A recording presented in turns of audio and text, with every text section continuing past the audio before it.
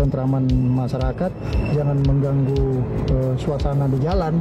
Kalau mengganggu ketentraman masyarakat dan mengganggu lalu lintas dan sebagainya, itu udah kena pasal tersendiri. Dan itu akan bertindak. Pasti. Panglima, tapi itu kan di tingkat bawah. Tapi persoalan kita sekarang ini, terutama masalah ekonomi kan itu persoalan di tingkat atas. Bagaimana antisipasi?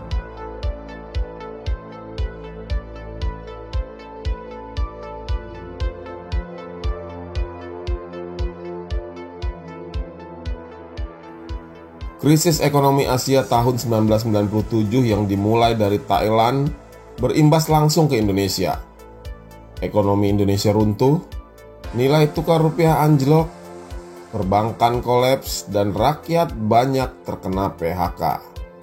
Indonesia mengalami krisis multidimensial pada tahun 1998. Mahasiswa pun mulai mengumandangkan seruan perubahan, meminta reformasi dan suksesi kepemimpinan Presiden Soeharto. Sejak awal 1998, situasi mulai memanas di beberapa kota di Pulau Jawa, sehingga Panglima ABRI pada 14 April tahun 1998 itu mengirimkan telegram radio kepada semua panglima daerah militer di Indonesia. Isinya adalah mengambil alih komando dan kendali apabila huru-hara tidak bisa diatasi oleh polisi. Sejak Maret 1998, gelombang perlawanan mahasiswa terhadap rezim militer Soeharto terus meningkat dan mencapai puncaknya pada bulan Mei 1998. Dan kemudian terjadilah tragedi itu.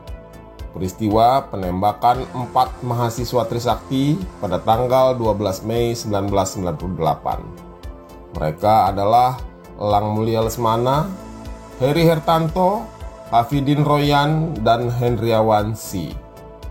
Sehari setelah tragedi Trisakti itu, kemarahan rakyat terhadap rezim Orde Baru yang telah berkuasa selama 32 tahun pun meledak. Di Jakarta, aksi berkabung di depan Universitas Trisakti dihalangi oleh aparat. Hal ini memicu amarah massa. Sebuah truk sampah yang ada di perempatan Jalan Grogol dibakar. Rambu-rambu dicabut dan pagar pembatas jalan dicabuti. Bahkan gedung dan mobil-mobil di halaman parkir Mall Ciputra dirusak dan dibakar massa. Provokasi terhadap rakyat berujung pada penjarahan, pembakaran, dan pembegalan. Dari yang semula hanya terjadi di sekitar Jakarta Barat, kemudian mulai merambah ke Jakarta Pusat, Jakarta Selatan, dan Jakarta Timur. Situasi rusuh menyebar dengan cepat hampir ke seluruh penjuru Jakarta. Tidak terhitung berapa kerugian material dan korban jiwa di hari itu. Sutioso, Gubernur DKI saat itu, mencatat sebanyak 4.939 bangunan rusak dibakar yang kerugiannya mencapai 2,5 triliun rupiah. 119 mobil pribadi dibakar, 1.026 unit rumah warga hangus. Sementara untuk korban jiwa, tim gabungan pencari fakta mencatat bahwa kerusuhan Mei 1998 itu telah merenggut nyawa sebanyak 1.190 orang di Jakarta. Dari jumlah tersebut, 27 diantaranya meninggal karena senjata, sementara sisanya akibat terbakar. Situasi yang merebak dengan cepat ke hampir seluruh penjuru Jakarta itulah yang mengubah keadaan menjadi situasi di mana Panglima Komando Daerah Militer dapat mengambil alih tanggung jawab keamanan dan ketertiban dari pihak kepolisian yang tidak sanggup menguasai keadaan. Kapolri saat itu, Jenderal Polisi Dibyo Widodo, akhirnya memutuskan untuk menyerahkan tanggung jawab keamanan dan ketertiban dari seluruh jajaran Polda Metro Jaya kepada Mayor Jenderal Safri Samsudin yang saat itu menjabat sebagai Panglima Komando Pelaksana Operasi Jakarta merangkap Pangdam Jaya. Saat itu situasi Jakarta benar-benar tak terkendali dan di luar kemampuan Polri untuk mengatasinya. Militerlah yang diharapkan mampu untuk mengatasi keadaan. Juwono Sudarsono, Menteri Pertahanan Indonesia ke-20, dalam tulisan setelah Prahara Mei 1998 menggambarkan saat itu Jenderal Safri dengan tenang dan sigap mengatasi keadaan. Safri menugaskan anak buahnya di Kodam Jaya untuk segera mengamankan semua objek dan sarana publik, seperti listrik, perusahaan air minum, dan transportasi umum. Junkan Safri Samsudin saat itu adalah 14.200 orang prajurit. Menjelang tengah malam, puluhan tentara menaiki panser turun membubarkan kerumunan massa yang tengah melakukan penjarahan. Sikap tegas Jenderal Safri dalam menindak para perusuh dan penjara terbukti ampuh. Kerusuhan akhirnya dapat dicegah sehingga tidak semakin meluas dan berlarut-larut. Untuk ukuran seorang tentara, Safri Samsudin jauh dari kata sangar. Wajahnya tampan, gaya bicaranya luwes dan lemah lembut. Tapi dia berhasil meredam kerusuhan dan mengembalikan stabilitas keamanan ibu kota dengan cepat. Bahkan untuk memastikan Jakarta sudah kondusif, Safri sendiri turun langsung berkeliling kota dengan mengendarai kendaraan tempur. Tak hanya tegas dalam mengatasi kerusuhan, Juwono Sudarsono juga memuji Safri Samsudin yang punya nyali luar biasa dengan memerintahkan anak buahnya untuk mengantar 4 jenazah mahasiswa Universitas Trisakti ke rumah orang tua dan sanak saudara mereka. Jenazah 4 pahlawan reformasi itu kemudian dimakamkan secara kusuk dan terhormat. Juwono juga menyebut bahwa Safri Samsudin berani menanggung resiko dan stigma bahwa sebagai Pangdam Jaya, dia bertanggung jawab atas kasus pelanggaran HAM berat saat-saat kritis di tahun 1998 itu. Tapi kemudian Komnas HAM pada November 1998 menyebutkan temuan berdasar laporan tim gabungan pencari fakta bahwa Safri Samsudin tidak terbukti secara jelas dan nyata bersalah atas tuduhan itu. Juwono menganggap Safri adalah korban iri hati dari sejumlah kalangan militer dan sipil karena kedekatannya dengan Presiden Soeharto. Beberapa tahun sebelumnya, Safri pernah menjadi pengawal pribadi Presiden Soeharto, termasuk saat kunjungan Soeharto ke Sarajevo, Bosnia pada Juli 1995. Prabowo Subianto dalam buku biografinya berjudul Kepemimpinan Militer, catatan dari pengalaman Letnan Jenderal Purnawirawan Prabowo Subianto menyebut seharusnya setelah 1998, karir Safri Samsudin bisa gemerlap karena prestasinya. Tapi pada akhirnya setelah Soeharto tumbang, Prabowo diberhentikan dari dinas militernya. Sementara Safri Samsudin tetap melanjutkan karir militernya meski bintangnya tak sebenderang sebelumnya. Safri Samsudin merupakan abiturian Akademi Militer tahun 1974. Dia adalah rekan seangkatan Presiden Prabowo Subianto. Dia lahir dan dibesarkan di lingkungan militer. Ayahnya, Letnan Kolonel Samsudin Kurnia, pernah menjadi komandan Komando Militer Kota Besar di Makassar. Selepas Akmil tahun 74, dia langsung bergabung dengan Kopassus. Di pasukan khusus ini, Safri pernah menjabat sebagai Komandan Peleton Grup 1 Komando Pasukan Sandi Yuda. Saat isu Timur Timur dan Indonesia memanas, Safri pada saat itu ditugaskan untuk maju sebagai Satgas Kopassus di Timur Timur pada tahun 1990. Pembuktian terhadap kemampuannya semakin kuat ketika Safri diangkat sebagai Wakil Asisten Operasi Komandan Kopassus pada tahun 1991-1993. Saat berpangkat kolonel, Safri pernah diberi amanat untuk mengemban jabatan sebagai Komandan Grup A Pas Pampres, sekaligus menjadi pengawal pribadi Presiden Soeharto. Pada tahun 1995-1996, Safri memegang jabatan teritorial sebagai Danrem Surya Kencana Bogor. Karirnya terbilang cepat bersinar di angkatannya. Setahun kemudian, Safri menjabat sebagai Kepala Staf Garnizon Ibu Kota. Kemudian menjadi Kasdam Jaya. Tak lama setelah Prabowo diangkat menjadi Danjen Kopassus, Safri kemudian dilantik menjadi Panglima Kodam Jaya menggantikan Maijen Sutioso yang diangkat menjadi Gubernur DKI. Pasca kerusuhan 1998, Safri dipindahkan ke Mabes TNI sebagai Asisten Teritori Kasum TNI. Karirnya tidak lagi bersinar. Dia naik pelan-pelan. Dia sempat menjadi staf ahli Polhukam Panglima TNI. Kemudian menjadi Kapuspen TNI pada tahun 2002 dan kemudian menjadi Sekjen Devhan pada tahun 2005. Masih di tahun 2005, di era Presiden Yudhoyono, bintang Safri mulai bersinar lagi.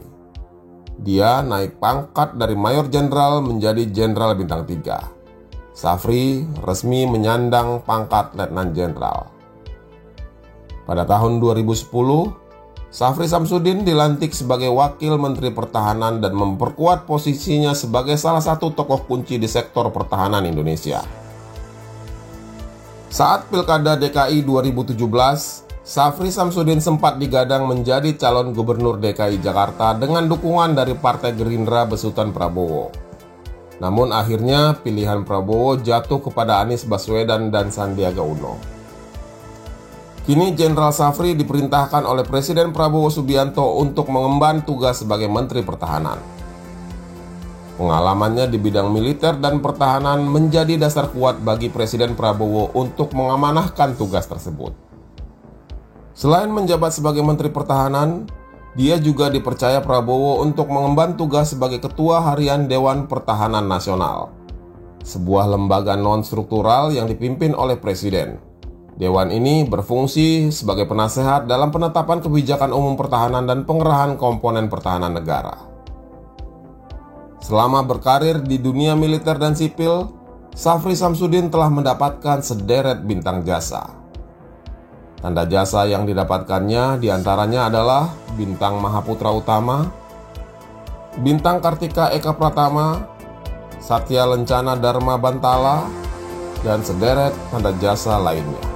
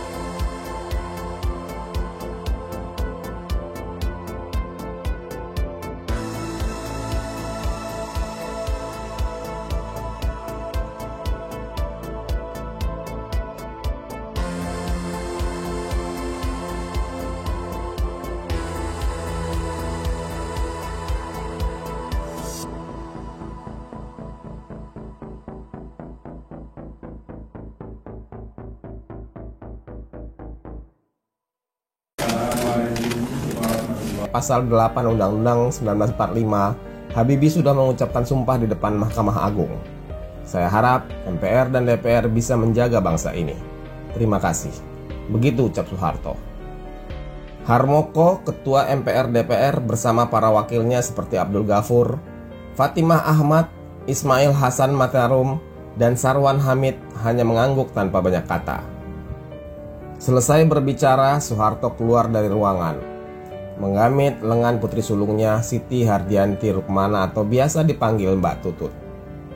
Dia menurunin tangga istana dan sempat tersenyum tipis kepada para juru foto, kemudian melambaikan tangannya.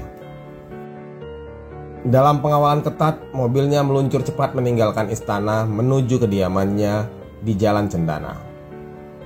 Hari itu, Kamis 21 Mei 1998, menandai akhir kekuasaan Soeharto setelah 32 tahun memimpin Indonesia. Di Jalan Cendana suasana sudah berubah. Raungan sirine terdengar menghentikan aktivitas di rumah megah itu. Belasan orang yang berkumpul sejak siang segera berdiri ketika mobil Mercedes hitam itu memasuki halaman. Pak Harto keluar, wajahnya tampak lebih muram dan pucat dari biasanya. Dia mengenakan safari biru gelap dengan lengan pendek, melangkah perlahan menuju ruang keluarga. Allahu Akbar, lepas sudah beban yang dipikul di pundak saya selama berpuluh tahun, ucap sang jenderal besar begitu memasuki ruangan. Ucapannya disambut keheningan. Hanya isak tangis yang terdengar, terutama dari kedua putrinya, Titi dan Mami. Dari buku Tempo edisi khusus Soeharto setelah dia pergi, digambarkan saat itu satu persatu anggota keluarga, menantu, cucu hingga para kerabat datang menyalami, memeluk dan mencium tangannya. Mereka yang hadir hari itu termasuk teman keluarga, ajudan, pengawal, sopir hingga pembantu, nampak tak kuasa menahan air mata. Kerusuhan besar yang melanda Jakarta termasuk tragedi penembakan mahasiswa Universitas Trisakti telah menjadi pemicu utama keputusannya. Jelek-jelek saya dulu naik karena didukung mahasiswa. Sekarang sudah jatuh korban mahasiswa. Saya tidak mau ada korban lagi. Begitu kata Pak Harto. Namun di balik ketenangan itu, Soeharto telah menghadapi tekanan besar di hari-hari terakhir kekuasaannya. Kerusuhan menyapu Jakarta disertai pembakaran, penjarahan, dan kekacauan. Gelombang demonstrasi mahasiswa terus membesar, menuntut agar dia turun dari kursi presiden.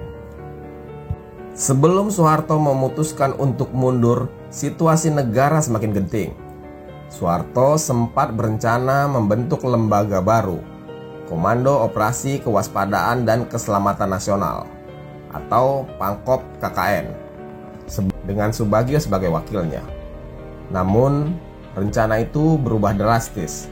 Minggu petang, Subagio dipanggil ke Cendana untuk pertemuan empat mata dengan Soeharto. Dalam pertemuan itu, Soeharto menanyakan situasi keamanan dan mendengar isu bahwa terdapat persaingan pengaruh antara Wiranto dan Prabowo Subianto. Kepada mantan pengawalnya itu, Soeharto menanyakan peta situasi pengamanan pasca kerusuhan. Menurut isu, ada dua kelompok Pak Wiranto dan kelompok Prabowo. Sedangkan saya di tengah-tengah. Kondisi keamanan secara umum membaik, kata Subagio. Belakangan Soeharto menawari Subagio jabatan Pangkop Kamtib, namun Subagio menolak. Sejak awal sudah disepakati posisi Pangkop Kamtib dijabat Panglima ABRI, sedangkan posisi wakil dijabat oleh Kasat. Begitu kata Subagio dalam biografinya Kasat dari Piyungan yang terbit pada tahun 2004. Dari seri buku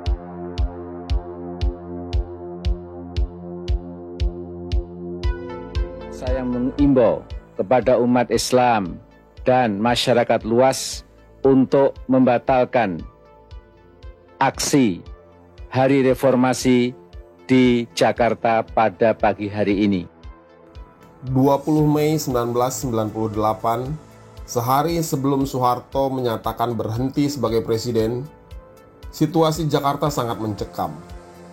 Tentara di mana-mana, setiap ujung ruas jalan-jalan sekitar kawasan Monas, Istana Merdeka, Bina Geraha, Jalan Cendana, Jalan Sudirman, Jalan MH Tamrin, dan Jalan Rasuna Said dijaga ekstra ketat oleh aparat keamanan.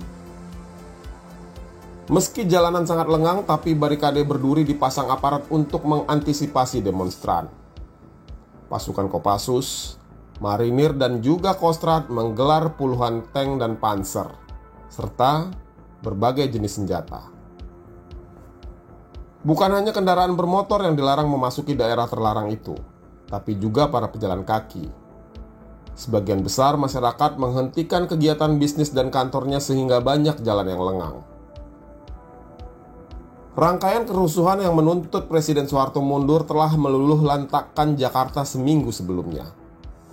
Bermula dari peristiwa penembakan mahasiswa Trisakti yang menewaskan 4 mahasiswa universitas itu pada 12 Mei 1998, kemudian disusul kerusuhan sehari setelahnya, 13 Mei sampai 15 Mei. Kerusuhan berkobar di Jakarta yang kemudian menjalar ke kota-kota lainnya.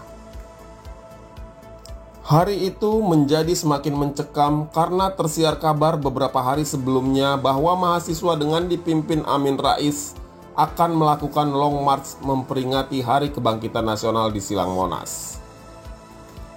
Sejak dini hari di tanggal 20 Mei itu, akses menuju Monas diblokir oleh aparat menggunakan kawat berduri untuk mencegah massa memasuki kompleks Monas. Panser-panser dan tentara bersenjata lengkap berjaga di kawasan Monumen Nasional itu.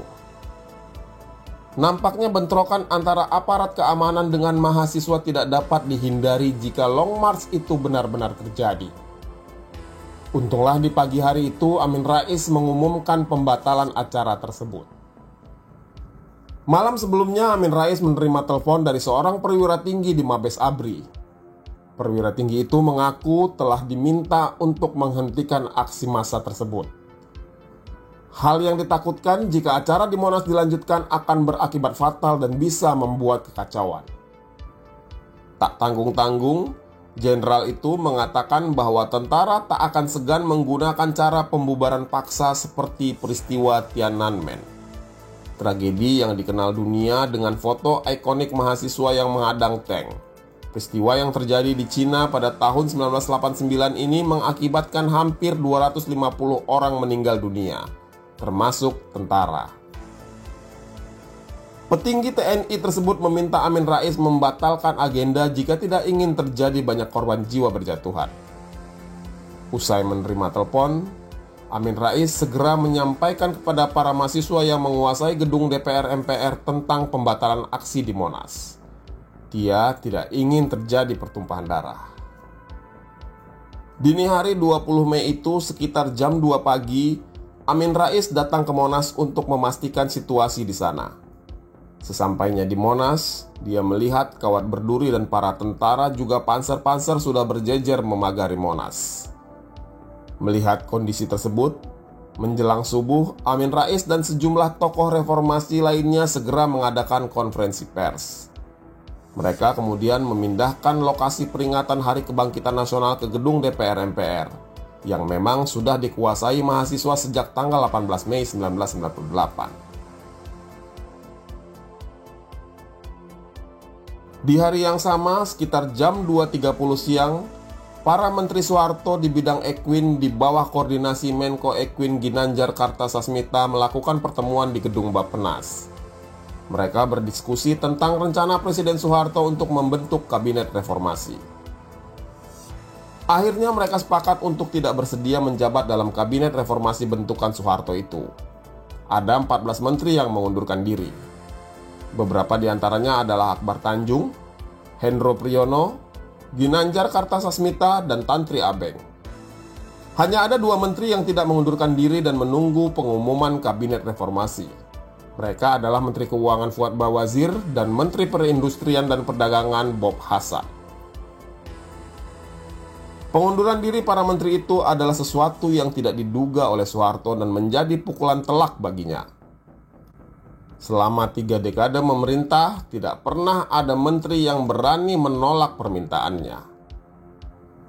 Awalnya keputusan mundur para menteri itu akan disampaikan secara lisan kepada Soeharto. Namun niat itu dibatalkan dan disampaikan lewat sepucuk surat. Jam 8 malam, surat itu disampaikan kepada Soeharto lewat Kolonel Sumarjono. Saat menerima surat tersebut, Soeharto langsung masuk ke kamar dan membacanya.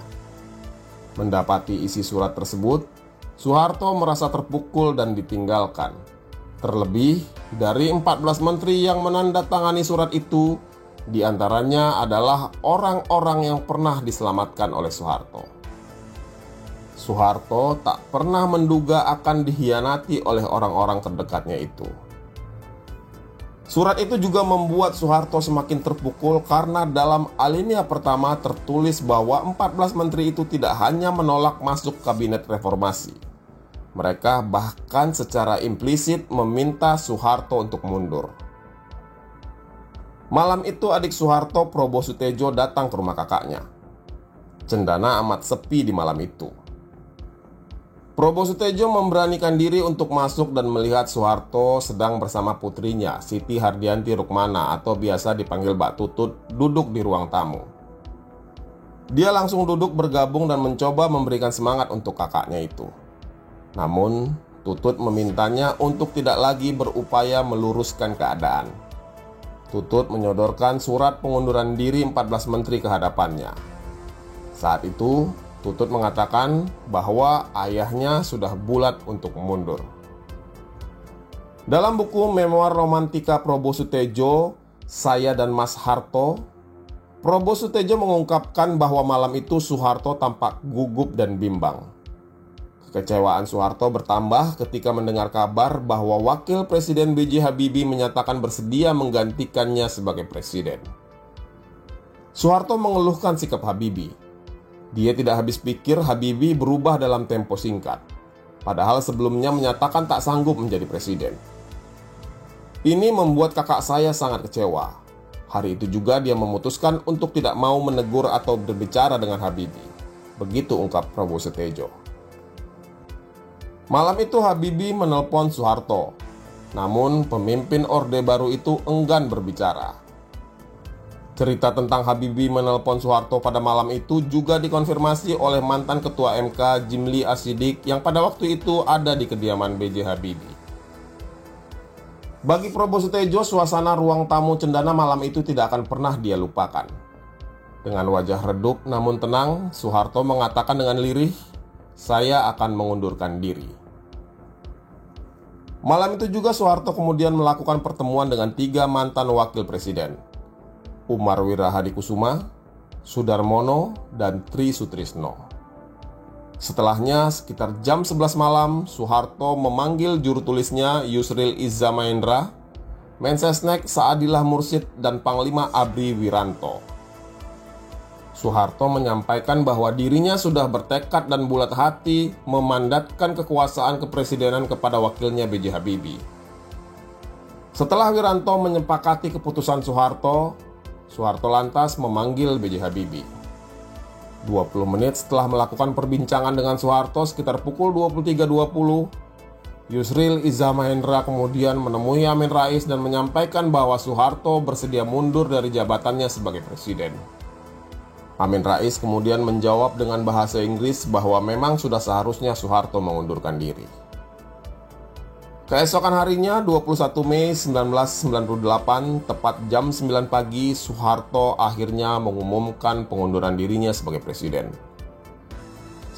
Saya memutuskan untuk menyatakan berhenti dari jabatan saya sebagai Presiden Republik Indonesia terhitung sejak saya bacakan pernyataan ini pada hari ini, Kamis 21 Mei 1998. Spontan, para mahasiswa yang telah beberapa hari menduduki gedung MPR DPR di Senayan bersorak kegirangan. Sebagian dari mereka bahkan menceburkan diri ke dalam kolam menyambut euforia reformasi atas lengsernya rezim Orde Baru. Tahta The Smiling General yang bercokol selama 32 tahun akhirnya runtuh dan disambut gegap gempita oleh rakyat. B.J. Habibie yang menggantikan Soeharto kemudian melakukan sejumlah perombakan di bidang militer. Pada 22 Mei 1998, jam 6 pagi, Habibie memutuskan Panglima ABRI Jenderal Wiranto menjabat sebagai Menhankam. Habibie juga melengserkan Prabowo Subianto yang saat itu menjabat Pangkostrat.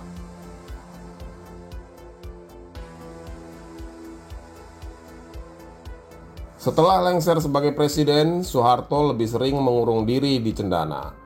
Dia enggan bertemu meski petinggi militer dan bekas anak buahnya berusaha untuk bertemu. Pada Juli 1998, 2 bulan setelah dia mundur, Soeharto mengumpulkan keluarga Cendana di Puri Retno, Anyer, Banten. Usai makan di pinggir pantai, Soeharto meminta anak-anak, menantu, dan cucunya menerima kondisi pahit dan berusaha untuk tabah melaluinya. Biarlah sejarah yang mencatat. Dengan hati bersih saya sudah memimpin dan memajukan negeri ini. Kalau masih ada hujatan, mari diterima dengan ikhlas. Mudah-mudahan ini mengurangi beban saya di akhirat. Begitu kata Soeharto.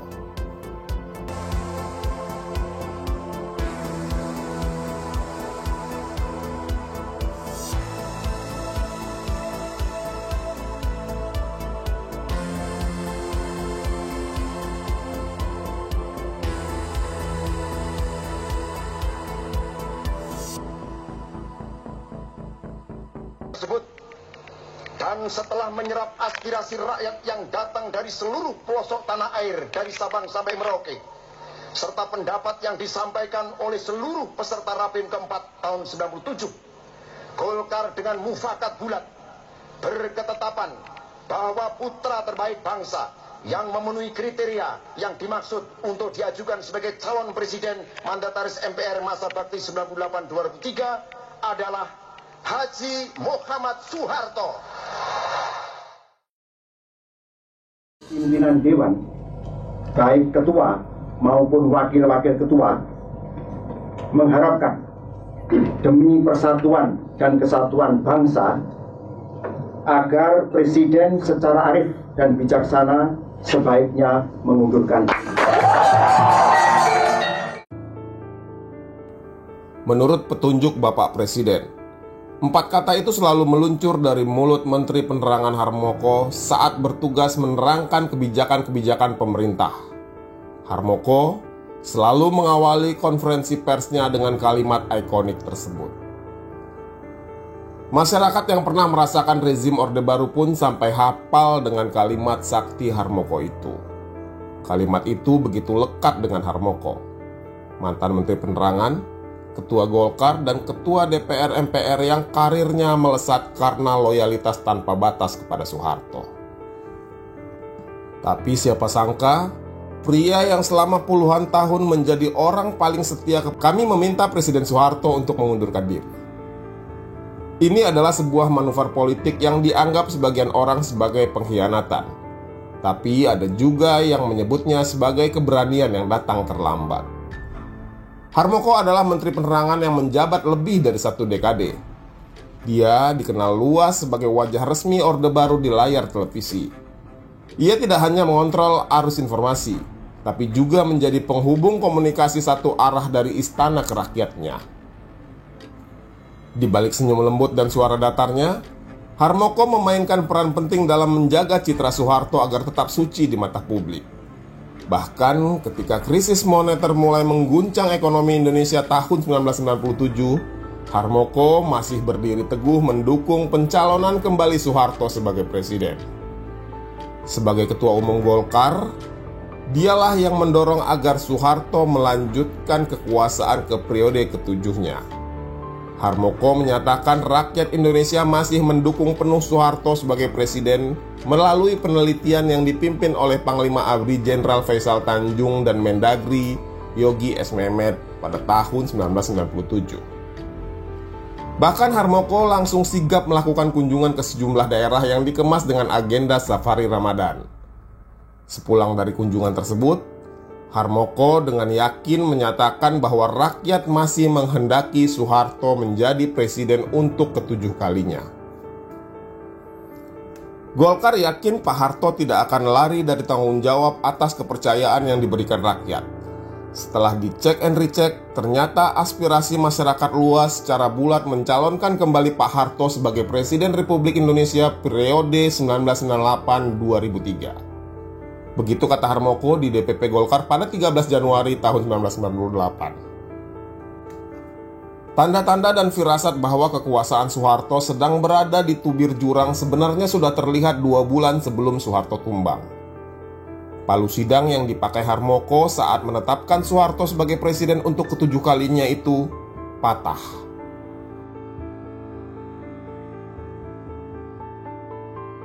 Kamis 12 Maret 1998, Soeharto melakukan kegiatan yang sebetulnya bukan sesuatu yang baru lagi. Hari itu dia bakal datang lagi ke gedung MPR DPR untuk mengucapkan sumpah jabatan presiden periode ke-7 untuk masa bakti tahun 98 hingga 2003. Dan seremoni ini sepertinya sudah menjadi ritual 5 tahunan yang berulang. Diawali pembacaan keputusan oleh Ketua DPR MPR Harmoko, lalu dilanjut sumpah presiden dan wakil presiden, dan berlanjut pada penandatanganan dokumen dan bersalam-salaman sebelum akhirnya Harmoko menutup rangkaian persidangan. Ketika ingin mengayunkan palu dan mengetuknya di meja sebagai tanda ditutupnya sidang, Harmoko kaget bukan kepalang.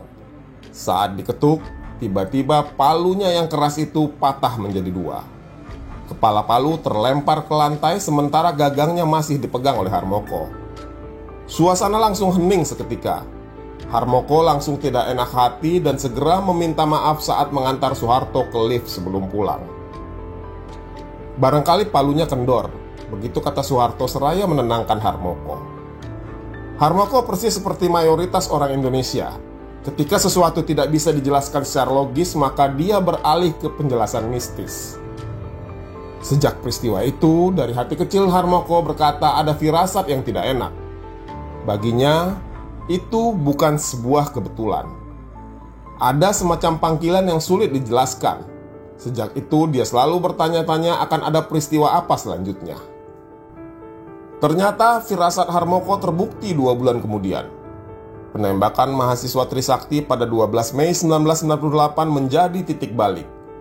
Gelombang demonstrasi meluas, rakyat marah dan kepercayaan publik pun runtuh. Di tengah suasana kacau itu, Harmoko melakukan sesuatu yang tidak terduga.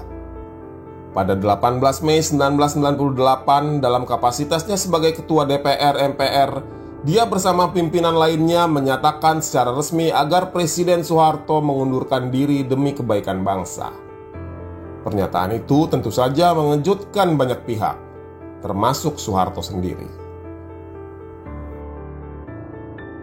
Pimpinan Dewan, baik ketua maupun wakil-wakil ketua, mengharapkan demi persatuan dan kesatuan bangsa agar Presiden secara arif dan bijaksana sebaiknya mengundurkan.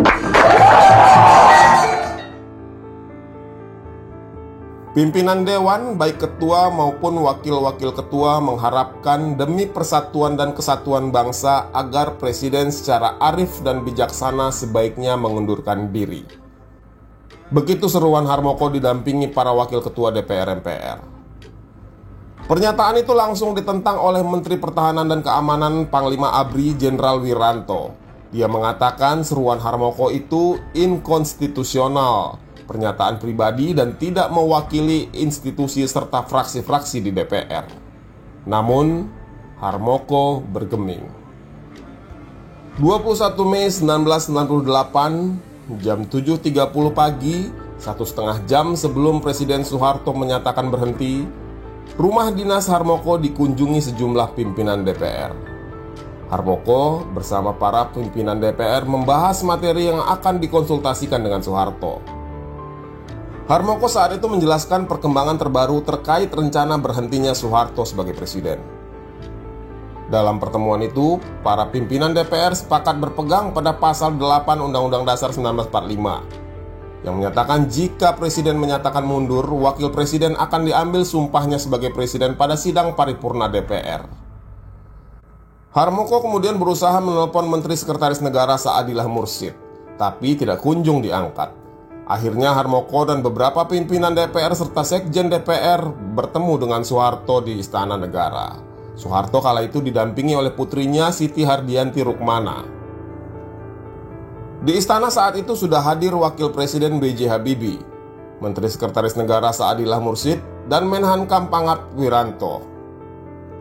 Harmoko segera menyampaikan pendapatnya kepada Habibie mengenai pengambilan sumpah yang seharusnya dilakukan di gedung DPR di hadapan para wakil rakyat. Sarwata juga menyampaikan bahwa tidak boleh ada kekosongan kekuasaan sehingga pengucapan sumpah harus dilakukan sesegera mungkin.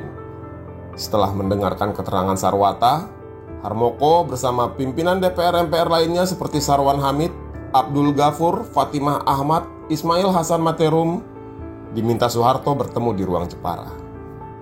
Saat itu selanjutnya Soeharto mengatakan setelah memperhatikan sungguh-sungguh saran dan pendapat pimpinan DPR dan pimpinan fraksi-fraksi, dia bersedia berhenti sebagai presiden.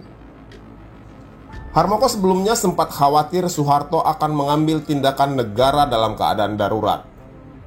Tapi setelah mengumumkan dirinya berhenti, Soeharto kembali datang ke ruang Jepara. Dia mengucapkan terima kasih dan menyalami Harmoko dan kawan-kawan. Dan dia berharap agar para pimpinan DPR MPR ikut menjaga bangsa dan negara. Di mata keluarga Cendana, Harmoko dianggap sebagai pengkhianat karena telah menjerumuskan Soeharto ke dalam krisis yang berujung pelengseran. Padahal setahun sebelumnya sebagai Ketua Umum DPP Golkar, Harmoko menyatakan rakyat Indonesia masih mendukung penuh Soeharto sebagai presiden. Dan dia memintanya melanjutkan kepemimpinan. Bukan hanya Cendana yang memandang miring Harmoko. Para loyalis Soeharto juga mengecap Harmoko sebagai brutus yang menikam dari belakang. Hingga Soeharto kemudian jatuh sejak 1998 hingga 2008, Harmoko tidak pernah membesuknya.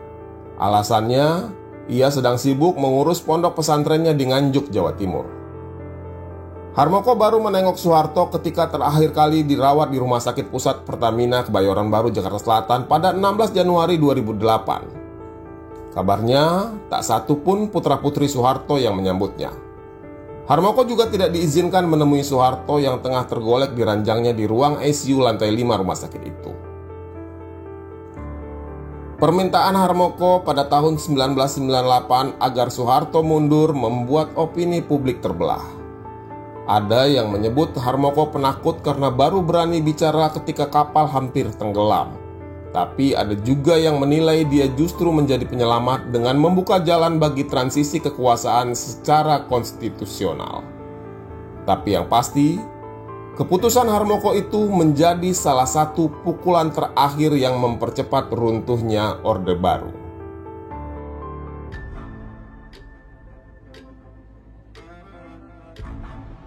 Respons dari Pak Harto Iya. terhadap pernyataan tanggal 18 Mei. Persis. Saya jawab, kita tunggu saja. Mekanismenya adalah melalui konsultasi. Surat itulah yang kita kirimkan kepada Presiden. Kita menunggu.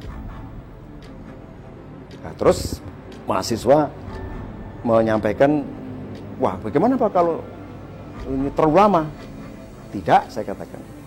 Kalau sampai Jumat, saya katakan itu, tidak ada jawaban dari Presiden, maka pimpinan DPR akan menyampaikan kepada pimpinan MPR untuk kemungkinan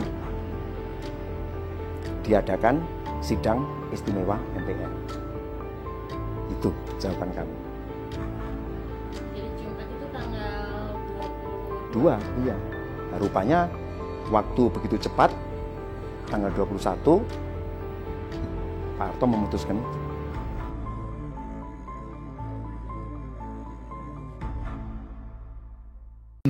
Instruksi Presiden nomor 16 ya gitu. Ada nomornya. Saya serahkan kepadamu. Kamu saya angkat menjadi, ya kecuali menjalankan pangap, saya angkat menjadi Panglima Komando Operasi Keamanan dan Keselamatan Negara. Ya. Nah, tapi ada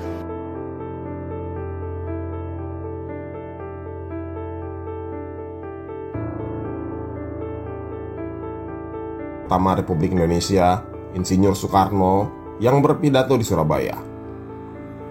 Gedung tempat Bung Karno berpidato itu tak jauh dari rumahnya. Tapi bocah kecil itu tidak boleh masuk. Dia pun lantas memanjat pohon cemara untuk melihat sang presiden. Begitu inginnya dia berdekatan dengan presiden, bocah itu pun berdabri, menteri dan bahkan penasihat Presiden Republik Indonesia. Doanya untuk mendampingi presiden terkabul. Mulai dari Presiden Soeharto, B.J. Habibie, Gus Dur, Jokowi, dan sekarang menjadi penasehat khusus Presiden Prabowo. Ya, tapi hanya sebagai pendamping presiden. Dia tidak pernah jadi presiden. Jenderal Wiranto pernah beberapa kali punya kesempatan menjadi presiden lewat pemilu demokratis. Tapi dia selalu kalah. Tapi tahukah Anda bahwa sebenarnya dia pernah punya kesempatan emas untuk langsung menjadi presiden tanpa melalui proses demokrasi? Namun, kesempatan itu tidak diambilnya. Mungkin karena dulu dia berdoa hanya menjadi pendamping presiden, bukan menjadi presiden. Wiranto lahir pada tanggal 4 April 1947 di Yogyakarta. Dia adalah anak ke-6 dari 9 bersaudara. Ayahnya, Raden Wirowijoto, adalah seorang guru sekolah dasar. Sementara ibunya, Suwarsijah, adalah ibu rumah tangga. Karena agresi militer Belanda kedua, keluarganya pindah ke Surakarta. Wiranto menyelesaikan pendidikan sekolah dasar dan menengahnya di sana. Wiranto muda lulus dari SMA Negeri 4 Surakarta pada usia 17 tahun. Kemudian, Wiranto mendaftar ke Akademi Militer Nasional di Magelang dan lulus pada tahun 1968. Setelah lulus dari AMN, Wiranto memulai karir militernya di Korps Infanteri. Namanya mulai dikenal sebagai ajudan presiden selama 4 tahun antara tahun 1989 hingga 1993. Kemudian, karir militernya terus melejit dan ia menduduki berbagai posisi penting, termasuk Panglima Komando Cadangan Strategis Angkatan Darat atau Pangkostrat pada tahun 1996. Pada tahun 1998, Wiranto ditunjuk oleh Presiden Soeharto sebagai Panglima ABRI. Dan inilah masa-masa genting Indonesia. Soeharto goyang akibat krisis finansial dan kemuakan rakyat yang bosan dengan kekuasaan diktatornya selama 32 tahun. Demonstrasi mahasiswa mengguncang pemerintahan Orde Baru. Soeharto semakin di ujung tanduk. Dan di saat menjadi Panglima ABRI inilah Wiranto punya kesempatan untuk mengambil alih kekuasaan. Dengan jabatannya itu, dia memiliki segala sumber daya untuk mengambil alih kekuasaan. Dia punya kekuatan pasukan dan senjata, dan Wiranto sangat mampu untuk melakukan itu. Minggu-minggu terakhir menjelang Soeharto tumbang, situasi Indonesia sangat menegangkan dan penuh ketidakpastian. Dinamika di lapangan bergulir sangat cepat. Bahkan, intelijen sehebat apapun tidak dapat mengantisipasinya. Demonstrasi besar-besaran terjadi dan kerusuhan terjadi di mana-mana. Begitulah situasi Indonesia jelang jatuhnya rezim Orde Baru pada 21 Mei 1998 yang digambarkan oleh Wiranto dalam bukunya, Bersaksi di Tengah Badai. Isu dan desas-desus datang bergelombang membuat situasi di tataran bawah menjadi semakin panas. Ketegangan meningkat dan keadaan semakin sulit dikendalikan. Isu-isu seputar kapan Soeharto berhenti sebagai presiden, perombakan kabinet, dan bahkan kudeta ABRI berkembang di tengah masyarakat pada pertengahan Mei 1998 itu. 15 Mei 1998, Soeharto kembali dari Mesir usai kunjungan kenegaraan. Dia lantas segera memanggil para menteri untuk mengkoordinasikan kondisi tanah air. Rapat itu dihadiri oleh Menko Polhukam Faisal Tanjung, Mendagri R. Hartono, Mensesnek, Menteri Kehakiman, Menteri Penerangan, Kepala Bakin, Jaksa Agung, dan Wiranto sendiri. Dalam pertemuan itu Soeharto meminta laporan perkembangan terakhir, terutama selama dirinya di luar negeri. Wiranto mengatakan saat itu ada hal yang tidak tersiar ke publik, yakni keinginan Soeharto menggunakan TAP MPR nomor 5 Romawi /1998. Ketetapan ini mengatur pemberian tugas dan wewenang khusus kepada presiden dalam situasi tertentu. Ketika itu, situasi nasional memang sedang genting, dan Soeharto punya kewenangan khusus sebagai mandataris MPR untuk mengambil langkah-langkah yang diperlukan. Soeharto berencana membentuk badan baru semacam Komando Operasi Pemulihan Keamanan dan Ketertiban atau Pangkopkamtib. Soeharto ketika itu mengatakan bahwa komando operasi ini tidak akan dipimpin Menhankam Panglima ABRI karena sudah banyak tugas yang harus diemban oleh Wiranto. Saat itu Soeharto tidak memberikan penjelasan lebih lanjut dan pertemuan pun berakhir. Tapi 3 hari kemudian, 18 Mei 1998, 5 hari sebelum dirinya lengser, Soeharto memanggil Wiranto ke cendana. Rupanya, sang presiden telah mengeluarkan surat instruksi presiden untuk Wiranto. Inpres nomor 16/1998 itu isinya adalah mengangkat Menhankam Pangap sebagai Panglima Komando Operasi Kewaspadaan dan Keselamatan Nasional. Wakilnya adalah Kepala Staf TNI Angkatan Darat. Ada beberapa hal krusial sebagai tambahan kewenangan yang dimiliki Wiranto sebagai Panglima dan Komando Operasi.